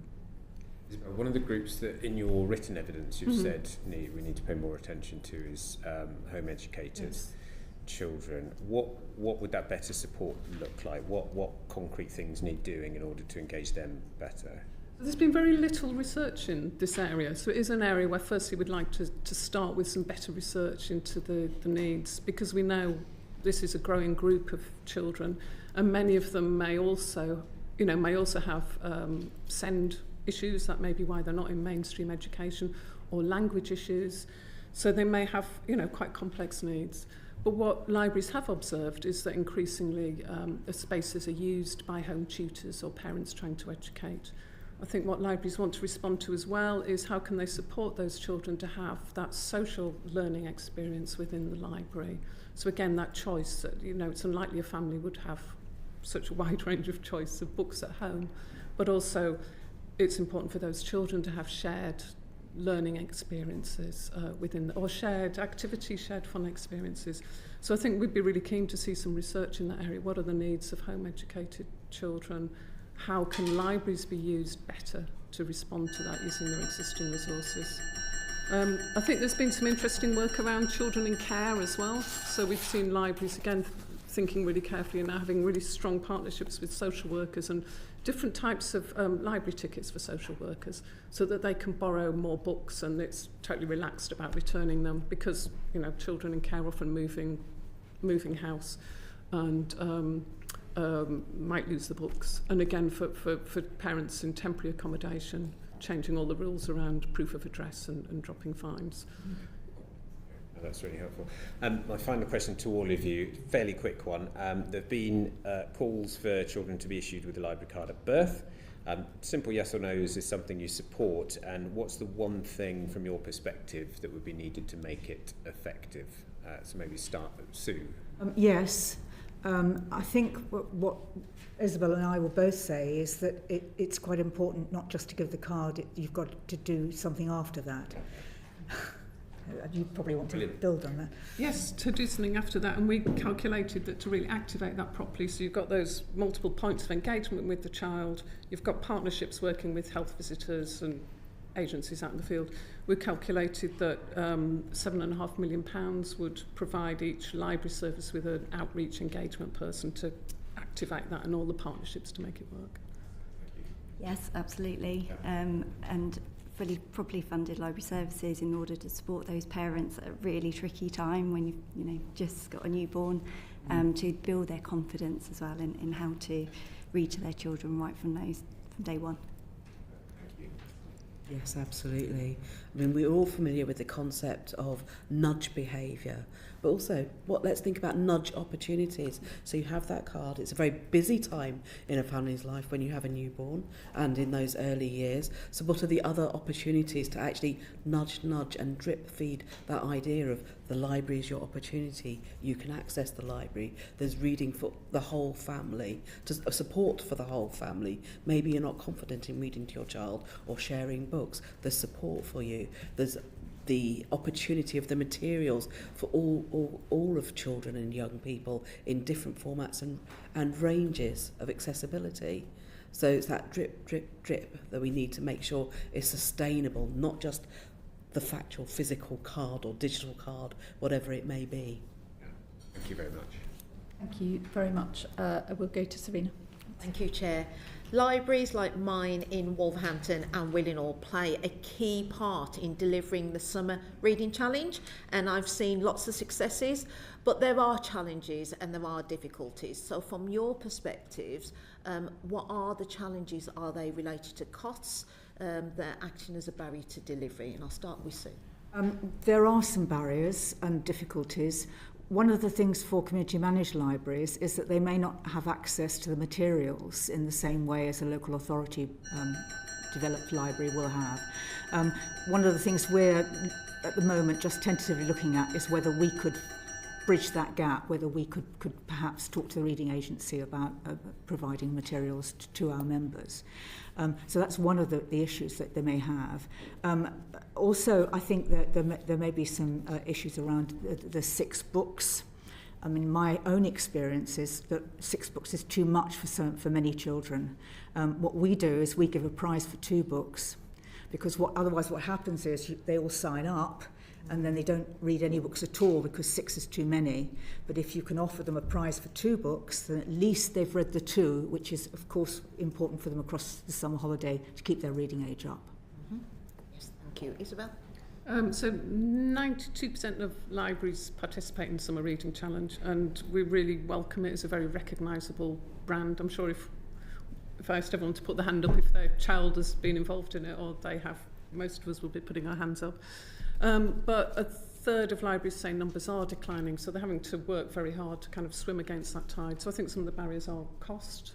I think Summer Reading Challenge works best when it's locally tailored. So again, staff who can put on fantastic activities, who can do outreach work, and also who can flex it. So yeah, absolutely, as Sue was saying, some children find the word challenge or 6 books. It's like saying, oh, do you want to go and run a marathon? So where libraries have had have got the staff and the ability to tailor it. Maybe if you just come in and join in one of the activities, you're still part of it. You can still be rewarded as a way of building that. So there are library services who've managed to bring the numbers up, but I think it's through all that range of activities. Thank you. Donna? Certainly building on that, and that's been our experience locally where we saw the decline in participation in Summer Reading Challenge. We extended it out to run from May to September, and we targeted families so that the adults could also play book bingo and read six books, but also do 3 as well. The impact of that was that we saw 2,500 more participants than the previous year when we just did Summer Reading Challenge.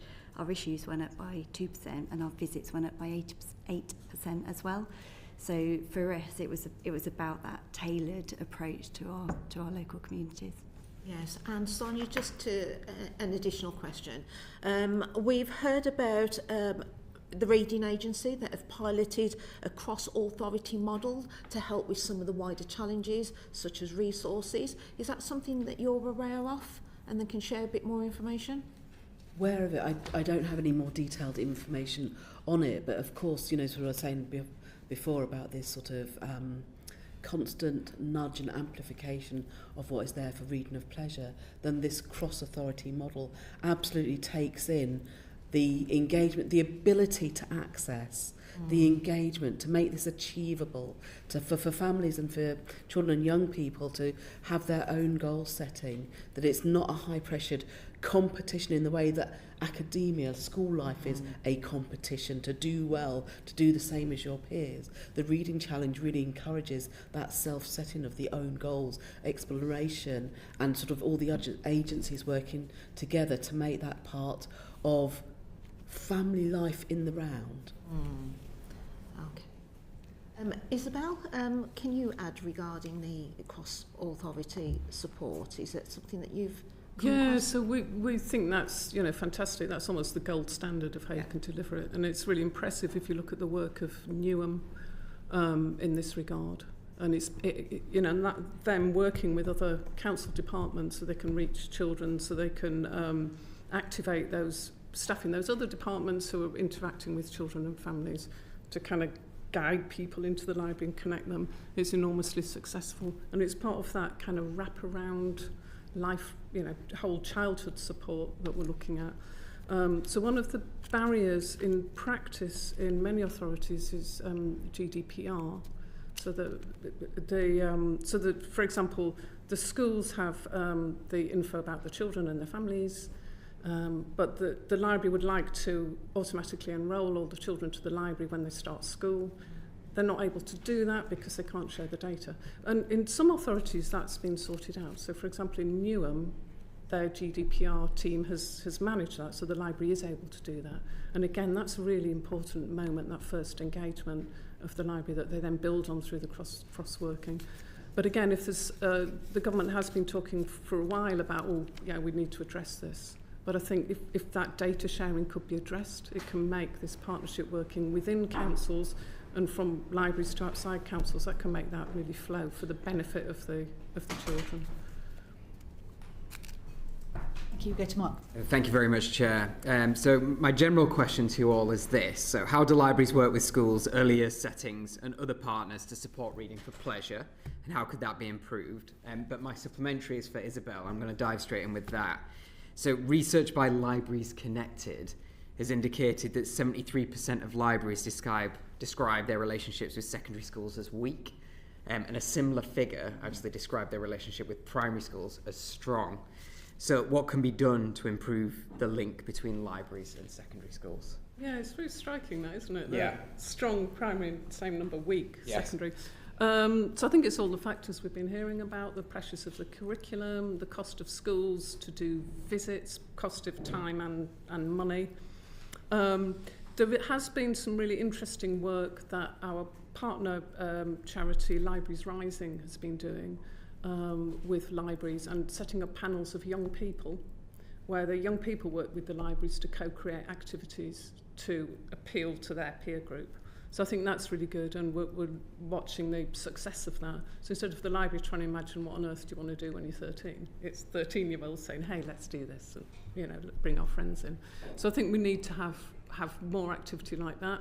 I think if there could be more done to how do we write reading for pleasure into the secondary curriculum and make sure there's time for that, so that those partnerships with secondary schools can start to happen and it's seen as valuable.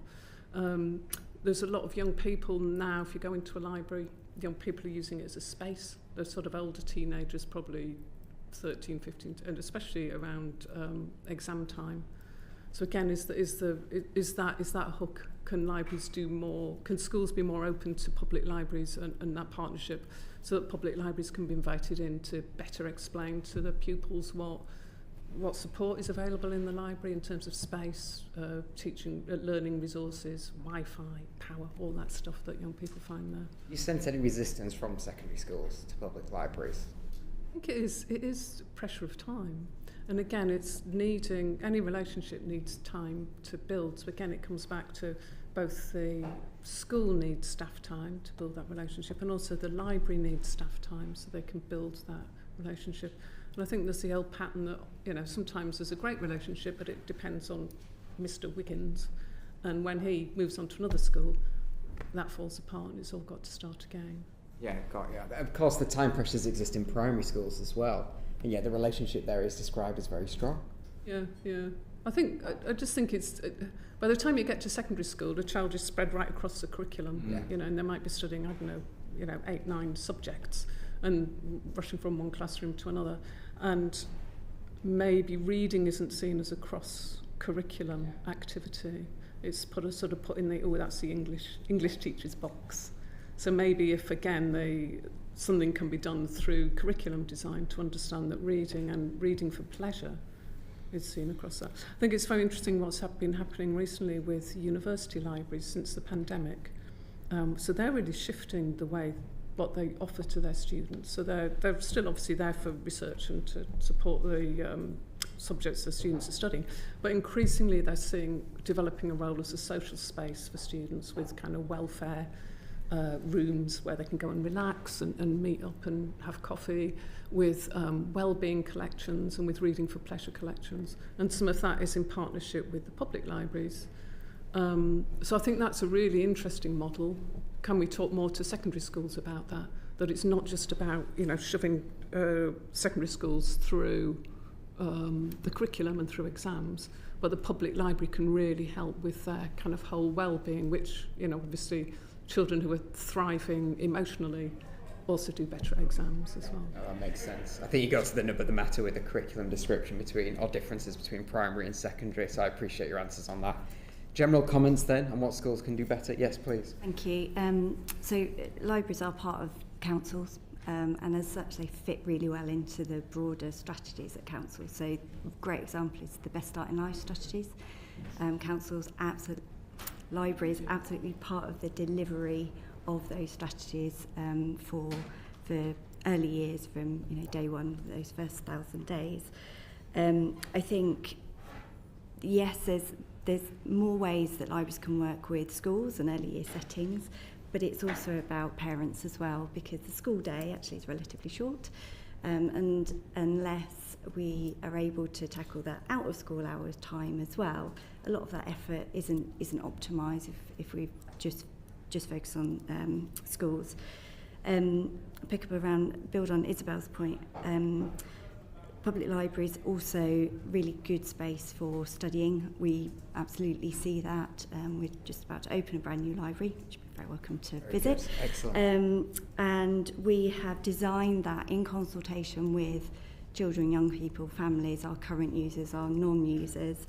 And one of the real things that people wanted to see was space for study.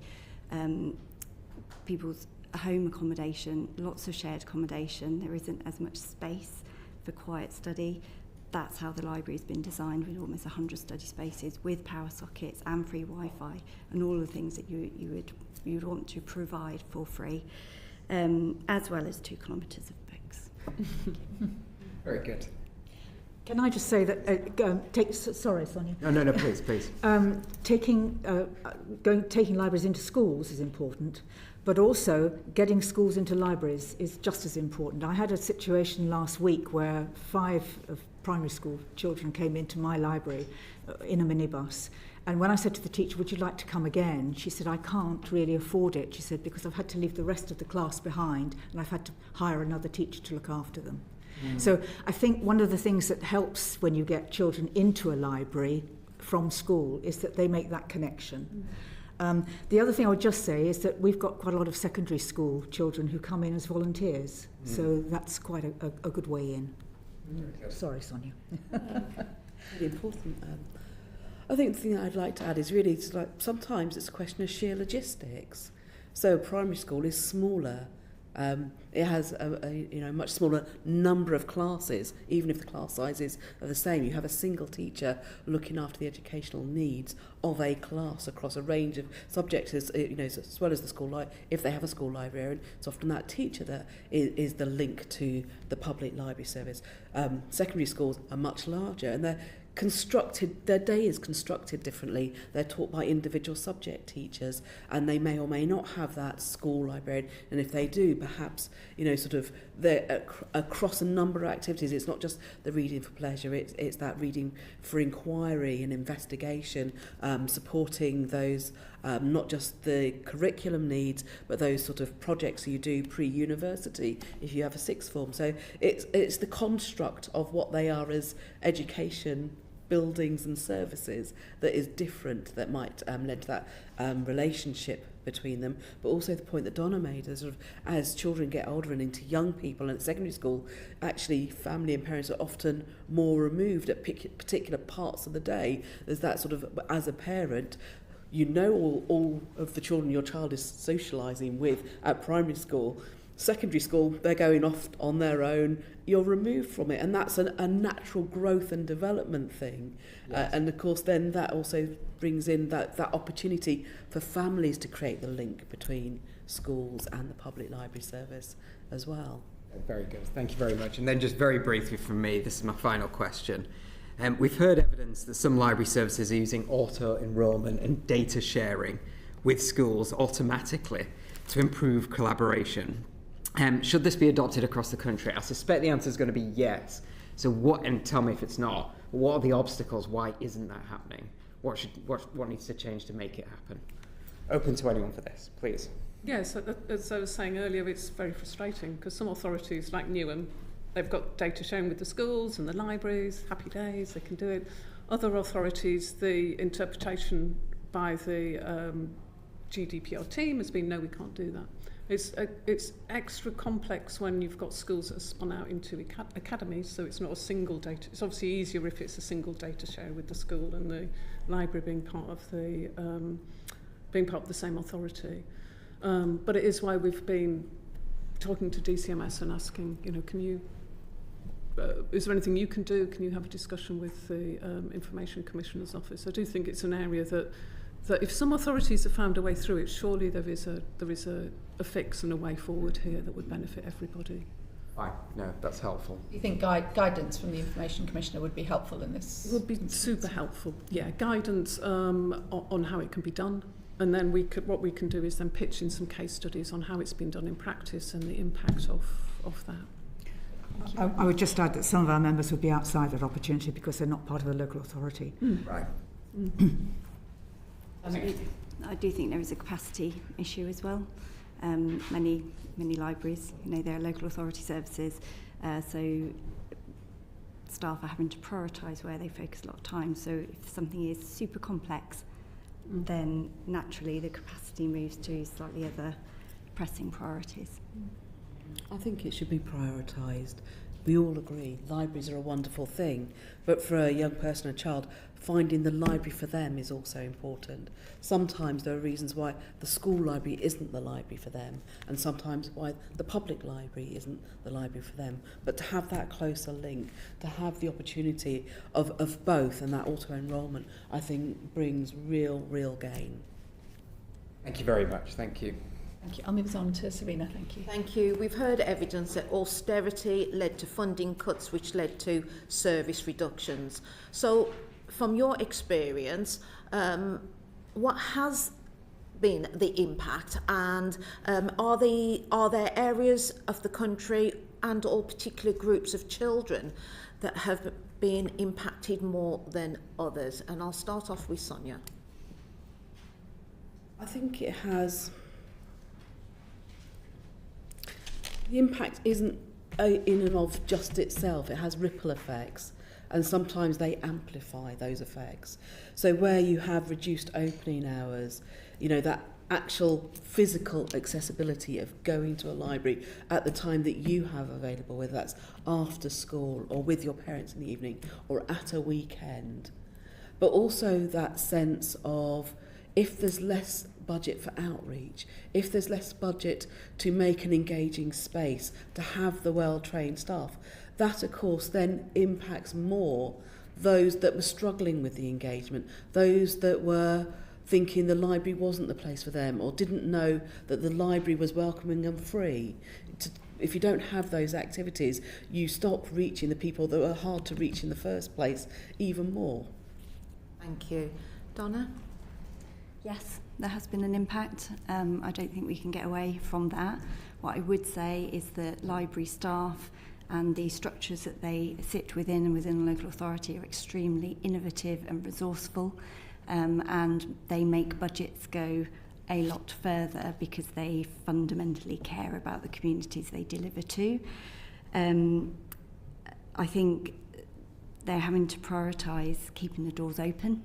So that often means that some of the outreach, right, the real added value, so whether that's real targeted working, can sometimes fall by the wayside for those authorities that are really under significant financial strain. I think there has been more government funding made available, whether it's through Arts Council or MHCLG, and so my own authority has benefited significantly through that, through Libraries Investment Fund and through the former Levelling Up. However, that is super competitive. It can sometimes go to those authorities that are well placed to bid, that are skilled at bidding, and not necessarily the places that need it most. And we would advocate for a better funding, better funding landscape for local authorities to ensure that there's less of the inequality of funding across the country. Yes, thank you. And Isobel, slightly different question. There are some local authorities that, despite the financial constraints, did resist reduction in services, and I'm sure that must have been very difficult. What lessons can be learned from local authorities which have maintained or in fact increased library provision? Yeah, so the stats, if I use my stats here, library funding since 2010 has fallen from just under 1.6 billion to 673 million. So that's less than half the funding we have now than we did in 2010. So if you add in inflation to that, you can see that's a very, very big drop. The correct figure that I have from DCMS about library closures is 276. I think a number of 800 was mentioned earlier today, but the DCMS correct figure is 276. So that's, still a loss. What we're seeing now is that library closures have, no council wants to close a library. So I think the tide of closures still happen, but it's much less than it used to be. But what we are seeing, I think, to really echo what Donna was saying, and Sonia, when we surveyed our members, 27% of them in the last 3 years had to reduce opening hours. And those reductions are often in weekends, after school times, just the times when children and families want to access them. 54% had also lost staff, and again, it's 50% had lost children's librarians and outreach staff. So again, we've been talking about the importance of those. And I think years ago, sort of 20 years ago, you could really spot which was a well-managed service, which ones had political support, which ones were advocating well, and which ones weren't. And there was sometimes a big funding difference there. I think now the big factor is the broader local authority funding. So we've got examples of library services that are brilliantly managed, really innovative services, great partnership working, doing everything they can to bring in funding, making really good impacts. But if their service is in Section 114 or teetering on the edge of it, so part of it, I think, is connected with the health of the wider council funding. That's absolutely fundamental. I think services that have been able to get some investment in it, a lot of that is through internal advocacy, having the evidence to show the impacts they can make across the broad council, whatever the council's priorities are, securing that high-level political support and making sure that their elected members really understand the difference that libraries make. I think there's been some really interesting moves around co-location of services. So when councils have been rethinking their estate, what other services can you bring in alongside the library? So, for example, in Stockton, there's a library in the swimming pool, which is brilliant. Take the kids to swim, go and get a book, join in rhyme time. I think co-located services can be really powerful, and again, they can really help libraries deliver with other parts of the council and really reach. So I don't think there's if there was a single reason why library services were successful, then I think we'd bottle it. But I think it's a mix of all those things, but the fundamental thing is the state of the parent authority's finances. Thank you. And Susan, anything you can Well, add? clearly the reason that I'm here, it tells you something about what's happened to libraries. I mean, what we're trying to do is turn some of our libraries into community hubs. So we're developing them into something more than just a library. What I would say is I'm very, very lucky because I sit on many of the same committees as Sonia and Isobel. So there's a collegiate situation going on here, which is very helpful, I think. Thank you. Right, just Sonia. Just say, it's sort of often when we're talking about the opening hours and the accessibility, it's not as binary as open and not open. There are libraries and branches that have self-service modes. That means often children and young people can't access the library without a responsible adult with them. And it means, you know, if the self-service mode is on and there's no access to things like toilets, then it means that's really difficult for families with young children, but it's also with families that have higher needs and need to be somewhere that a toilet is accessible to them. So it's never just the one or the other, it's all sorts of other provision. Can I add briefly, points? okay, we'll be very brief. I think costs as well, stock. So we've seen a real growth in ebooks and e-resources. They are fundamentally more expensive than an actual physical book. Council's book stock funds often haven't increased with inflation, so it's like a double hit in terms of how far we can make those budgets stretch. We'll come to that a little bit in our next question, so I'm going to go to Chris. Thank you. So the government has announced a £150,000 funding boost for public libraries as part of the National Year of Reading. What impact will this funding have, and how can we ensure that this funding is used as effectively as possible? I don't know who wants to take that. Isobel, you're nodding at me, so Funding, great. We always welcome that. It's very nice. Thank you, government. But it's not a lot. So it's in targeted areas, which I think makes sense when the funding's limited.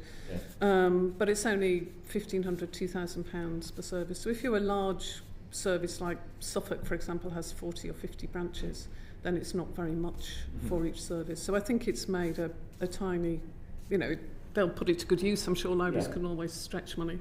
But it is a drop in the ocean, and it's not really tackling some of the issues that, you know, Donna was talking about, book stock, costs of that. It's not really able to provide extra staffing to really knit things together and reach out there. So it's a nice start, but it's it's not really going far enough. Not available to some of our members at all, of course. Right. Can I ask one follow-up to Sonia then, please? The Chartered Institute for Libraries and Information Professionals has called for a ring-fenced guaranteed minimum spend on books and reading resources. So can you provide any more detail on what that should look like? Not in number, not in putting a cost on it. No. But really, what we suggested and called for was a raft of things. It wasn't just that minimum guaranteed spend that recognises actually the size of population served. I mean, Isobel's already articulated how what looks like a good pot of money doesn't necessarily go far when you break it down, but it's the things that support the spend as well. You know, sort of the idea of a national licensing deal that would actually bring those formats and ebooks into affordability for public libraries, the funding for the schools library service that do such a great job on that part that we didn't actually mention them, the bridge between schools and public libraries and the role they can play in that, but also sort of thinking about the earlier panel, you know, sort of something as straightforward and I would think simple to deliver as a national author database, making sure that libraries can access what authors are willing to come and give speeches or talks or activities, either in person or remotely, whether that's for a fee or for free. You know, something, other steps that all actually build into this whole mesh of support. Okay. And bringing in sustainability to make that support sustainable as well. Just something really quickly, Chair. Super quick. Really quick. Isobel mentioned earlier that libraries sit under the culture, media and sport, but clearly they're financed by local government, and clearly there's an education piece there as well. So have we got a challenge as a government to think about, you know, we know government departments tend to work in silos, you're nodding at me. Is that something that we need to look at and making sure that departments work together to support libraries? It isn't just one department really that should have responsibility here. Absolutely. There's an inherent tension between local authorities that are funded through MHCLG, DCMS that provide the policy development, Department for Education. You know, we are part of a wider system, and local authorities are very good at knitting that all together on a very local level. However, we would absolutely urge a single point of strategic discussion for public libraries that brings together all of those main government departments so that we can better navigate, you know, a strategy for libraries and public libraries that will ultimately deliver the outcomes we're all trying to deliver. I'm just going to invite any final comments really briefly. The government has promised later this year that we will have a new national strategy for libraries. As we think about the role of public libraries and community libraries in supporting children and young people to read for pleasure, specifically, what should be in that strategy? And let's start with Sue. I think what we'd like to see is some recognition of the enormous effort that's being made by community managed libraries to support reading. It's a difficult one because obviously the strategy is, I think, mainly aimed at public libraries, but we'd like some recognition of community managed libraries. We'd like to see a national strategy around reading with libraries at the heart, and a national strategy that can then be tailored locally to bring in all of the partners, and for libraries to be at the heart of that, and for resourcing to fill some of the gaps. So, as I said earlier, £7.5 million would pay for an outreach person in each library service, which could then enable this to happen and all the benefits that come with it. Donna. We'd like to see the strategy recognise that libraries are part of local government and then therefore part of the integrated services that councils deliver on the ground. Absolutely to be funded, but also for it to recognise the potential and the potential contribution that libraries make to a whole wide range of government strategies as well as locally defined ones. And Sonia? We'd like some focus on workforce. So we've spoken throughout this panel about the importance of the staff. Having those staff with skills and experience, a shared body of knowledge, a shared set of ethical principles, whether they're a member of CILIP or not, those principles are across, different library settings and all staff for libraries. But also the thing that we haven't really touched upon today is actually library staff should reflect the communities they work with, and we have a huge body of work to actually have the workforce of the future ahead of us, making sure it reflects their communities, that they can connect with those communities in meaningful ways.